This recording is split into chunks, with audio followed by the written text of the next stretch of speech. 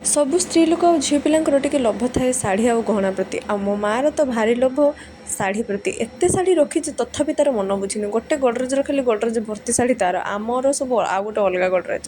ସେ ଯାହା ବି ହଉ, ଯେହେତୁ ମନ କରିଛି ମାନେ ହଉ ଟିକେ ରହିଯା, ମୋର ଏ ମାସ ସାଲେରୀଟେ ଆସିଯାଉ ତାପରେ ତୋ ପାଇଁ ଆଣିଦେମି। ତା'ର ମାନେ ଥିଲା ଯେ ଗୋଟେ ସମ୍ବଲପୁରୀ ପାଟ ଶାଢ଼ୀ ତା'ର ଡିମାଣ୍ଡ ଥିଲା। ଆଉ ଯେମିତି ଶାଢ଼ୀରେ ଥିବ ଆମର କୋଣାର୍କ ମନ୍ଦିର ଆଉ ପଶାପାଲି ପ୍ରିଣ୍ଟ। ଫାଇନାଲି ଖୋଜି ଖୋଜି ଜଣଙ୍କ ପାଖରୁ ଏ ଶାଢ଼ୀଟା ମୁଁ ପାଇଲି। ଆଉ ମୁଁ ମୋ ଆଡ୍ରେସ୍ ଦେଇଥିଲି, ସେ ଆଡ୍ରେସ୍ରେ ଆଣି ପୋଷ୍ଟାଲ୍ କରିଦେଇଥିଲି। ଆଉ ଶାଢ଼ୀଟା ସିରିୟସ୍ଲି ବହୁତ ସୁନ୍ଦର ହେଇଛି। 15 ଦିନ ଭିତରେ ସେମାନେ ଆଣିକି ଦେଲେ।